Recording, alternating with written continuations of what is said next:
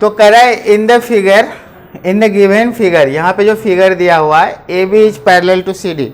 हम लोग आज भी प्रॉब्लम क्वेश्चन ही कर रहे हैं, पिछले 2-3 दिनों से कर रहे हैं, आज भी यही करेंगे क्योंकि इसमें से कुछ ऐसे क्वेश्चंस हैं जो आप लोगों को समझना ज़रूरी है। हाँ, 9th क्लास में ज्योमेट्री हमको लगता है कि 70% ज्योमेट्री ही है बुक में, एवरेज अगर देखिएगा तो ज्योमेट्री को थोड़ा थोड़ा धीरे धीरे पढ़ना है, ठीक है, तब ये सेट करेगा आपके दिमाग में। In the given figure A B and C D is parallel, A B और ये सी डी पैरेलल है। Prove that B A C, B A E minus E C D equal to A E C, ये proof करना है आपको।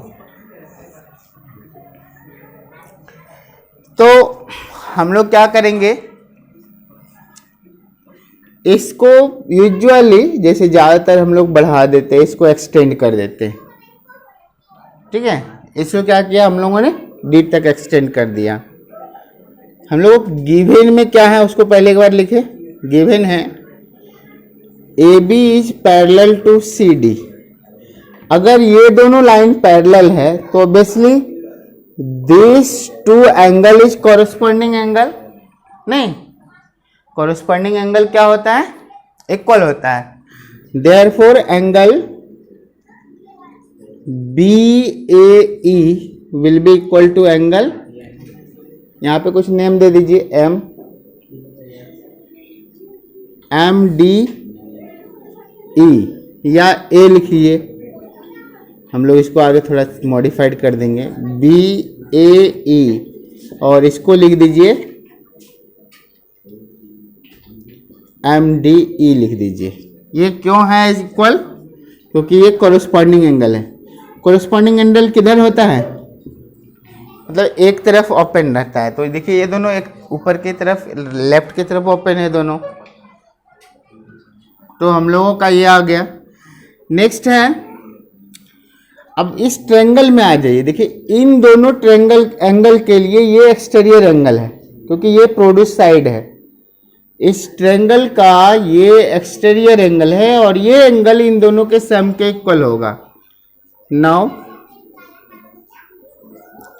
इन triangle E C D angle M D E, this is exterior one, which will be equal to the interior opposite angle, that is DEC, है ना।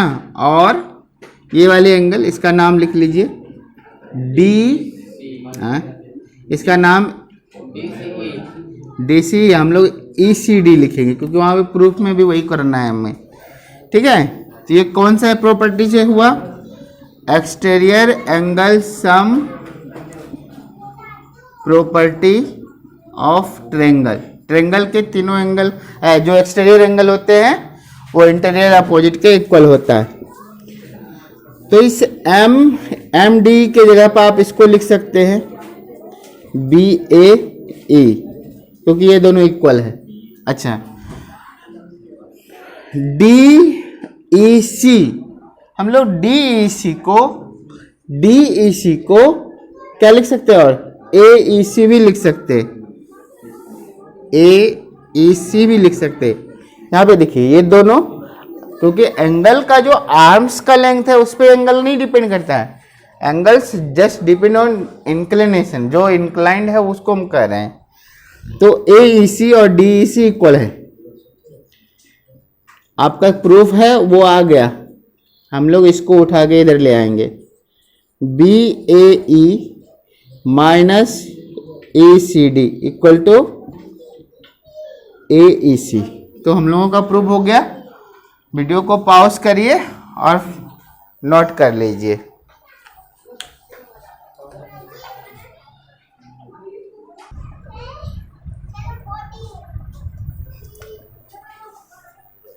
तो दिया हुआ question अब है, इसमें आपको A B C D parallel है,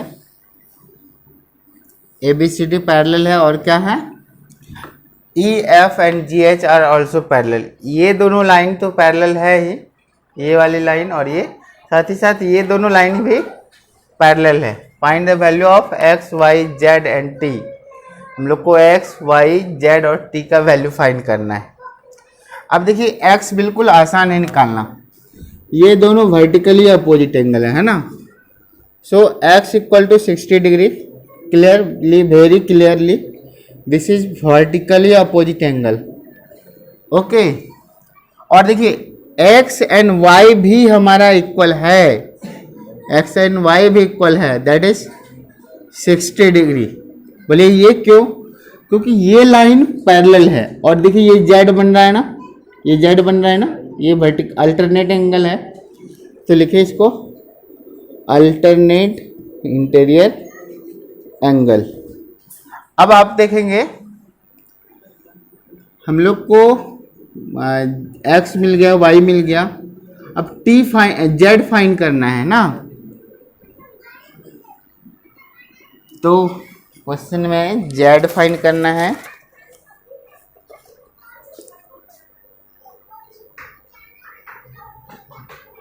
यस, देखिए ये और ये वाली एंगल, ठीक है, कौन सी एंगल बोल रहे हैं हम? ये वाले और ये वाली एंगल इस तरह से है कुछ बाहर में, है ना। तो ये एंगल अगर हम लोग इसके थ्रू ये वाला फाइंड कर लेंगे तो फिर ये दोनों एंगल मिल जाएगा हमारा, क्योंकि ये पैरेलल लाइन है, ये कॉरस्पॉन्डिंग एंगल है। ओके, तो यहाँ पे हम लोग क्या लिखेंगे, इसका नेम 1 दे दीजिए यहाँ पे। हियर 1 + 110 = 180। ये दोनों लाइन जैसे यहाँ है इस तरह से है, यहाँ 100 है और यहाँ हम 1 दिए हैं, तो ये दोनों लीनियर पेयर बन रहा है, स्ट्रेट लाइन बन रहा है, तो यहाँ पे लीनियर पेयर लिख देंगे, शॉर्ट में LP लिखेंगे। तो आपको एंगल 1 कितना आ गया, 180 - 110 70 डिग्री, है कि नहीं। एंगल 1 हमारा कितना आया, 70 डिग्री। और 1 और जेड जो है कॉरस्पॉन्डिंग एंगल है, so Z is equal to 1, this is corresponding angle. Corresponding angle क्यों है ये, देखिए ये दोनों लाइन है ऐसे करके, और इस तरफ है, एक ही तरफ ओपन है ना, तो वो कॉरस्पॉन्डिंग एंगल है। तो 1 आपको कितना है, 70, तो जेड भी हो गया हमारा 70 डिग्री। नेक्स्ट है हमारा टी बचा हुआ है। अब आप देखिए यहाँ पे अगर हम लोग ये पता है हम लोगों को, तो हमारा ये अल्टरनेट एंगल पता है ना, ये 110, तो ये पूरा 110, फिर ये दोनों का सम 180 हो जाएगा, को इंटीरियर एंगल। तो ओके, एंगल हम लोग इस वाले एंगल को PRS लिख रहे हैं, और इस वाले एंगल को क्या लिखेंगे, APR। ये अल्टरनेट एंगल है,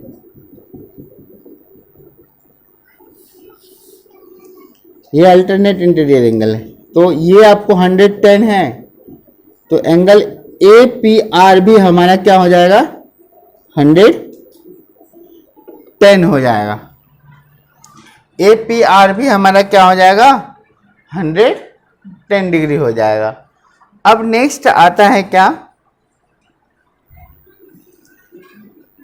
ये दोनों जैसे कि यहाँ पे लाइन है ऐसे करके, यहाँ पे आपको 110 आ गया और ये T है, इन दोनों को देखिए तो आप को इंटीरियर एंगल है ऑल्सो 110, ये वाले एंगल, इसका नाम आप लिख सकते हैं APR, APR है ना, सॉरी लेट मी सी, PRS, चलिए PRS, APR ही, APR हम लोग कैसे लिख दिया था, यस हाँ APR, ये 110 था, तो हम लोग का PRS 110 आ गया, 110, खाली उल्टा लिख दिए, आसान हो गया ये लिखना।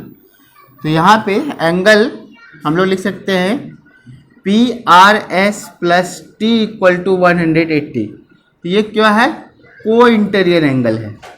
ये कौन सा एंगल है, को इंटीरियर एंगल है। तो पी आर एस का आपको वैल्यू कितना आया है 110, तो आप यहाँ 110 रख लेंगे plus T equal to 180, so T equal to 180 minus 110 कितना आ गया 70 डिग्री, है ना। तो हम लोगों ने इस क्वेश्चन को भी बना लिया, कहीं डाउट है तो पूछ सकते हैं।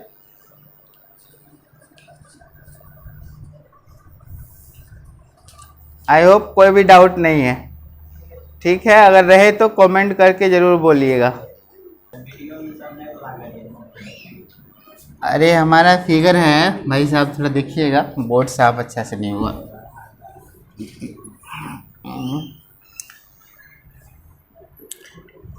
ये तो गड़बड़ है, चलिए गड़बड़ यहाँ नहीं है। यस, ए बी और सी डी, हमारा ए बी इधर है और इधर सी डी है ना। ये कर रहा है A B C D parallel है एंड ट्रांसवर्सल टी इंटरसेक्ट, एक यहाँ पे टी है ट्रांसवर्सल, ये इंटरसेक्ट कर रहा है। हाँ, cut them at E and F, यहाँ पे मान लीजिए आपको ई पे और ये एफ पे कट किया रिस्पेक्टिवली, है ना, ई एंड एफ पे। और ई जी, यहाँ से एक ई जी है और एक एफ जी है, दोनों जी यहाँ मिला हुआ है। Are the bisector of B E F and E F D, इसके बाइसेक्टर है, यानी ये दोनों इक्वल है, ये वाला इसके इक्वल है, ये वाला इसके इक्वल है, ये वाला इसके इक्वल, क्योंकि ये दोनों जो है क्या है बाइसेक्टर है। बाइसेक्टर क्या करता है, दो इक्वल पार्ट में डिवाइड करता है। और कह रहे हैं क्या, आप हमको प्रूफ करके दिखाइए कि ये वाली जो एंगल है ये 90 है, प्रूफ करना है आपको। वेरी इंपॉर्टेंट क्वेश्चन है, सारे बच्चे ध्यान देंगे। ये दोनों पैरेलल है तो surely this two angle sum will be 180, co interior angle. So since AB is parallel to CD, so angle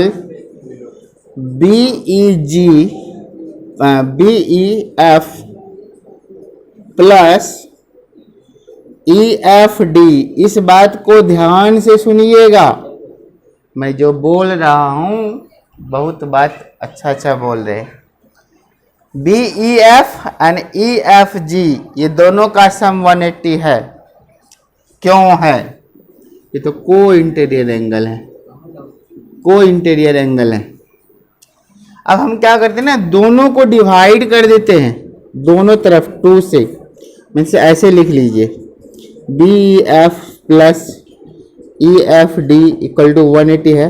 हम लोग 2 से दोनों तरफ डिवाइड कर सकते हैं ना, तो अगर 180 को 2 से डिवाइड कीजिएगा क्या आएगा 90 आएगा।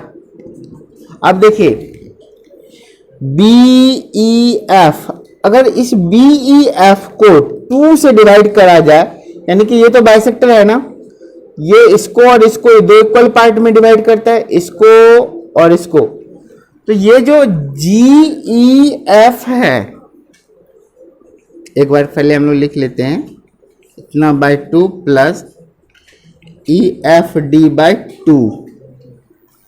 एक चीज ध्यान दीजिए, 2 से हम लोग BEF को डिवाइड करें तो ये वाली जो एंगल है ना, ये इस पूरे का आधा होगा, तो आधा 2 से डिवाइड करें तो आधा होगा, तो हम लोग इसके जगह पे ये लिख सकते हैं GEF, लिख सकते हैं ना GEF। बोलिए क्यों, क्योंकि ये GEF जो है इसका आधा है, क्योंकि ये जो है इसका बाइसेक्टर है। बाइसेक्टर क्या करता है, दो इक्वल पार्ट में डिवाइड करता है, तो आधा उधर तो आधा इधर, यानी कि ये वाला तो इस पूरे का आधा, आधा मीन्स 2 से डिवाइड। तो ये बात हमको समझ में आ गई। उसी तरीके से EFD, हमारा यहाँ पे EFD है, इसको आप 2 से डिवाइड कर रहे हो, मीन्स ये लिख सकते हो GFE, है ना, हम लोग GFE लिख सकते हैं। इस एंगल को हम GFE लिख सकते हैं और इसको GEF लिख सकते हैं। अब आइए इसको यहां तक रख दीजिए। अब आ जाइए ट्रायंगल में। एक ट्रायंगल हमको दिख रहा है, EFG ट्रायंगल दिख रहा है, और इसके तीनों एंगल का सम हमको ये पता है, आपको भी पता है कि 180 होता है। ट्रायंगल के तीनों एंगल का सम कितना होता है? कितना होता है भाई? 180 होता है। तो इसका 180 लिख ले। इस ट्रायंगल का तीनों एंगल का नाम लिखे हैं, देखिए GEF, एक ये एंगल हो गया, GFE, और फिर ये वाले एंगल EGF, है ना, EGF। इसकी वैल्यू कितनी है? ये यहां पे अभी हम लोगों ने निकालना है 90, EGF equal to 180। So here we have EGF equal to 180 minus 90. What is 90? So angle EGF equal to 90 degree. What was to prove? जो हमें प्रूव करना था। ओके, चलिए इसको नोट कर लीजिए कॉपी में, फिर हम अगला क्वेश्चन बताते हैं।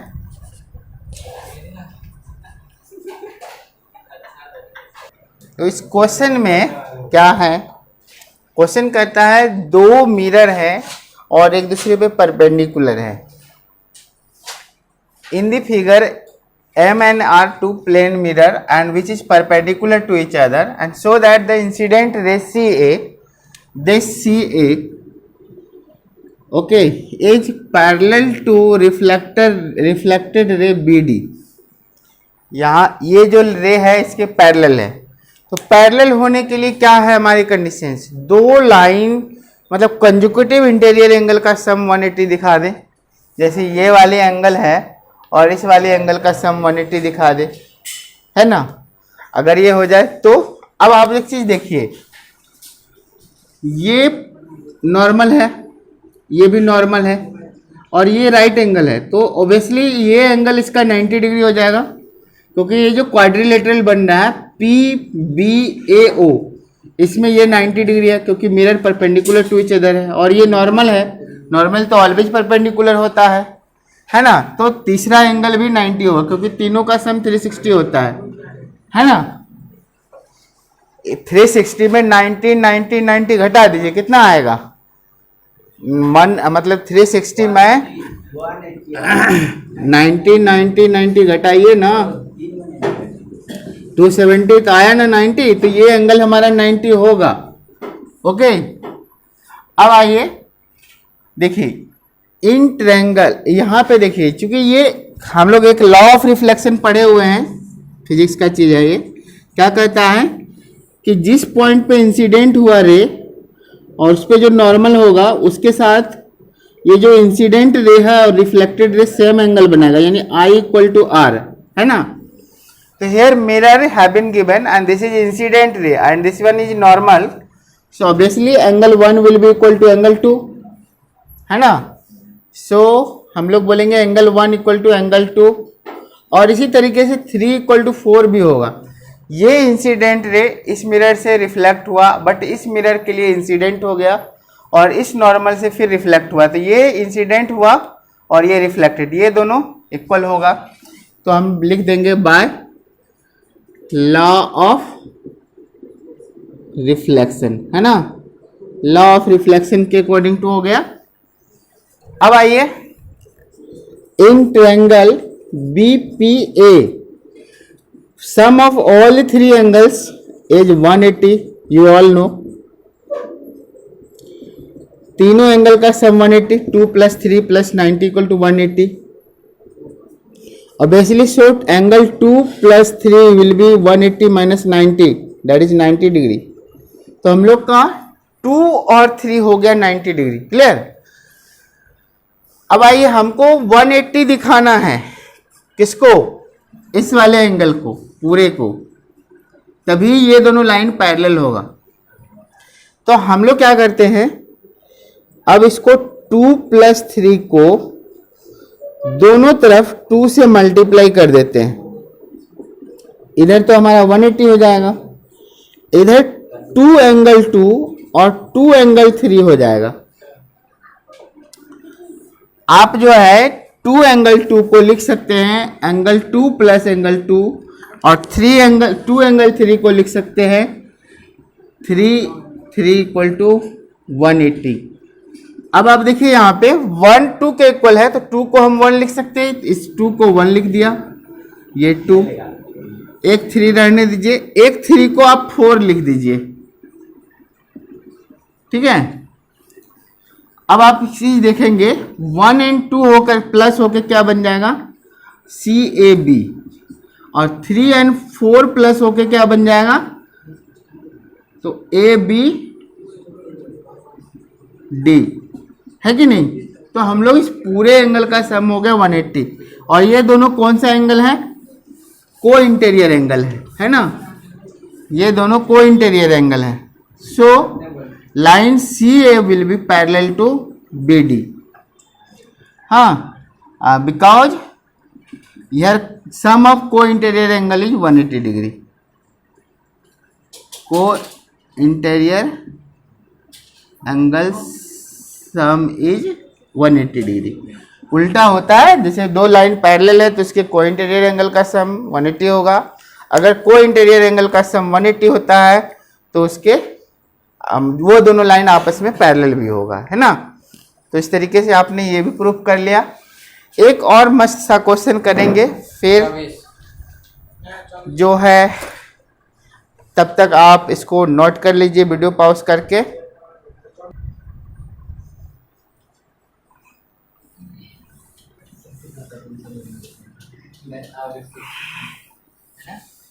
क्वेश्चन हमारा है 2 lines are respectively perpendicular to 2 parallel line, 2 parallel line पे परपेंडिकुलर है, ठीक है।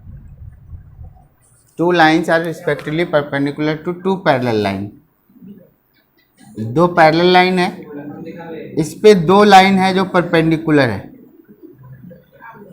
Okay. Suppose AB and CD parallel line है, और इस पे ये मान लीजिए PQ और RS क्या है, परपेंडिकुलर है। परपेंडिकुलर मतलब क्या होता है, 90 डिग्री एंगल बनाता है ना, कितना बनाता है, 90 degree.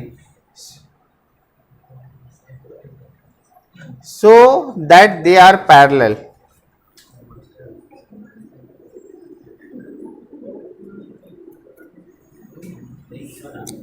let AB is parallel to CD and PQ is perpendicular to AB,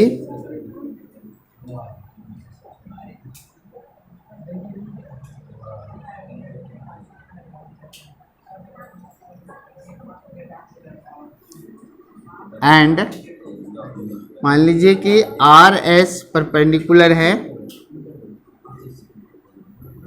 CD पे, या किसी पे एक ही बात होगा। तो टू प्रूव हम लोग को ये करना है कि PQ is parallel to RS, तो हम लोग क्या करेंगे, पर कॉरेस्पॉन्डिंग एंगल इक्वल दिखाने की कोशिश करेंगे। तो यहाँ पे एक काम कीजिए कि जैसे ये मान लीजिए कि यहाँ पे 90 डिग्री है, अगर सेंस तो डेवलप होता है यहाँ भी हो, कोई दिक्कत नहीं है।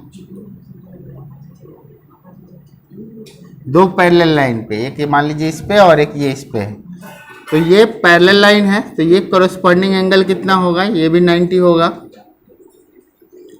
और ये भी दोनों भी पैरेलल है, ऑब्वियसली ये भी 90 हो जाएगा, वन दोनों का सम 180। तो ये लाइन और ये लाइन, ये वाली एंगल और ये वाली एंगल का सम इक्वल हो जाएगा, कॉरेस्पॉन्डिंग एंगल। तो सो ये लाइन भी क्या हो जाएगा, आपस में पैरेलल हो जाएगा। तो हम लोग इस तरह से लिख देते हैं, यहाँ पे 1 लिख दीजिए, ये 2 लिख दीजिए, तो लिखेंगे एंगल 1 इक्वल टू 90, क्यों, ये कॉरेस्पॉन्डिंग एंगल है, और angle 2 equal to 90 corresponding angle है।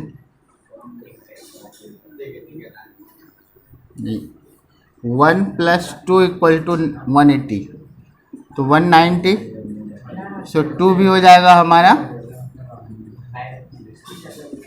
90 डिग्री, है ना। तो अब क्या हो गया, नाउ इस वाले एंगल का यहाँ पे वैल्यू जो है ये वाला और ये दोनों इक्वल हो गया 10। हाँ, P Q is parallel to R S. क्यों? क्योंकि ये एंगल कॉरस्पॉन्डिंग एंगल इक्वल है, since corresponding angles are equal. Thank you for watching the video.